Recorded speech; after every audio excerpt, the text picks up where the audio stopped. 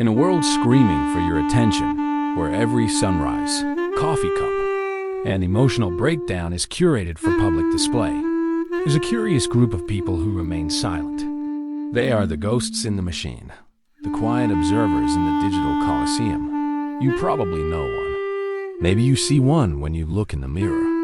And the big question everyone asks is, why?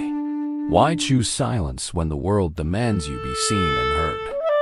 It's easy to just label them as shy or socially anxious, but that's like judging a book by its cover. When you dig deeper, you find something far more interesting.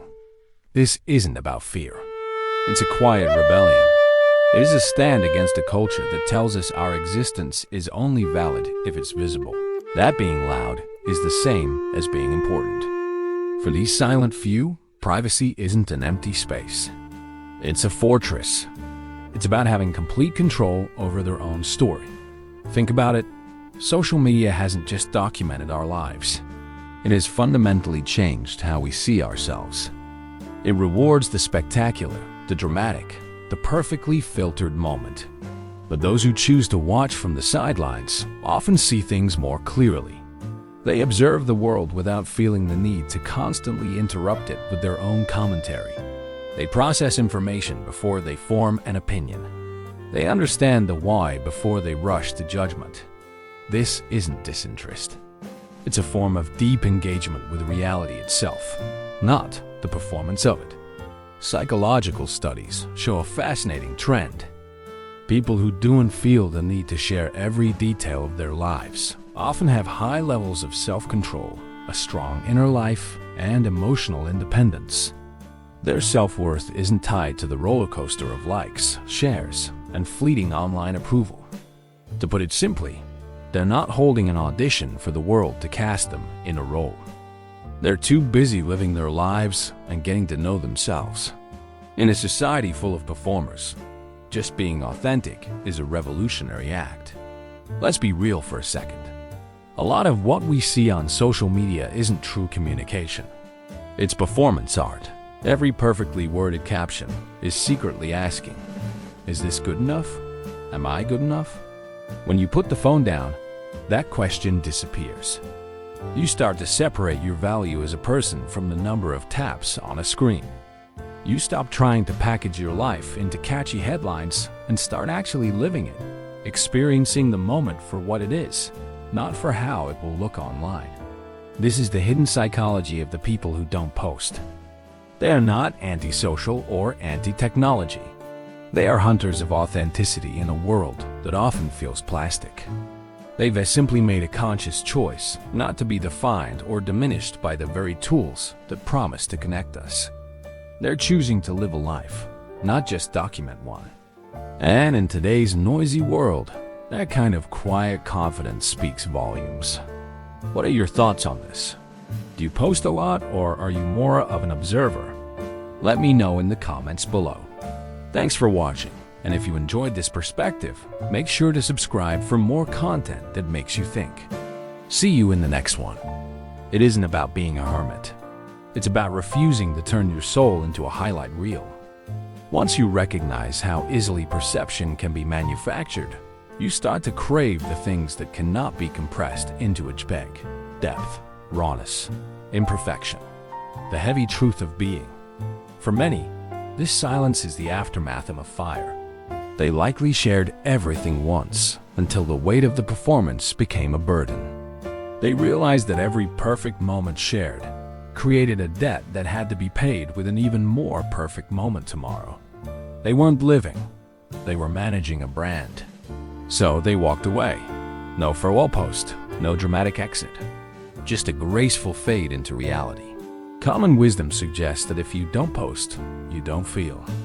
This is a fallacy. Often, they don't post because they feel too much, because they recognize that some things are too sacred to be handled by the masses. Psychology calls this psychological ownership. It's the profound sense that a memory belongs solely to you. The moment you broadcast it, that ownership dissolves. It becomes communal property, subject to the cold winds of interpretation and the mockery of strangers. Those who stay quiet are the guardians of their own history. They keep their experiences pristine, untouchable, and entirely their own. Is that isolation? No. It is a quiet, radical freedom. Think about the last time you experienced a profound joy or a crushing sorrow and didn't immediately reach for the device. That reflects the need for witness is a conditioned response. It is the result of a decade of dopamine loops teaching us that an event has no value unless it has a view count. To step outside that loop is to heal. It is to rediscover the forgotten art of doing things for the self. Cooking for the flavor. Traveling for the horizon. Feeling for the sake of the heart. In that silence, a new kind of consciousness wakes up. A self-awareness that functions without an audience. Granted, not every silence is born of peace. For some, it is a shield against the jagged edges of judgment. The digital age has birthed a specific self-presentational pressure, the haunting feeling of being watched by 1,000 eyes, even in an empty room. For these individuals, the cost of being seen is simply too high. They don't want a superficial connection, they want a total one. And because the digital world can't offer that, they choose stillness over the spectacle. There is a philosophical spine to this choice. In a world screaming, "Look at me," choosing to be invisible is a declaration of independence. It says, "I exist regardless of your gaze." They watch others' lives with empathy, perhaps even a bit of longing, but they refuse to project. They understand a truth the algorithm hates. Not every transformation is meant for the feed. The most vital growth happens in the dark, under the soil, far from the flashbulbs. Being unseen does not mean being insignificant. It is where your real identity is forged, not performed. This is the central paradox. Social media promised a bridge, but it often built a wall of mirrors. When you stop posting, you stop chasing the ghost of digital intimacy and start rebuilding the architecture of real life. You notice who reaches out when there is no notification to prompt them. You learn who values your presence, not just your presence on their timeline. These unbroadcasted connections are heavier, warmer, and infinitely more durable. The people who don't post live in that density. They build bonds that don't require proof of purchase. This is ultimately about identity security. It is the quiet power of knowing who you are when the screen is dark. When you are truly comfortable in your own skin, you don't need a crowd to tell you you're there. That isn't arrogance. It is the definition of peace. Often, these silent observers have the most electric stories to tell, but they won't give them to you in a comment section. They save them for the dinner table, for the late-night drive, for the moments when eyes meet and silence is shared. They don't need the world to applaud their existence. They are too busy living it. Their silence isn't a void, it's a mirror. It reminds us that the most human thing we can do is keep a part of ourselves entirely for ourselves. The longer you stay away from the noise, the more the world returns to its true colors. Time slows down. Conversation gains weight. Everything becomes real again, because you are no longer a spectator of your own life. You are the protagonist. The psychology here is rooted in the internal locus of control. While the world is addicted to the dopamine hit of a like, the silent ones have found a different fuel. Their satisfaction is generated from within. They don't need a digital echo to verify their worth.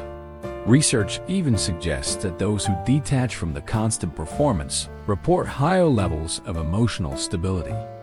When you stop editing your life for a global audience, you start living it in its messy, unfiltered, beautiful complexity.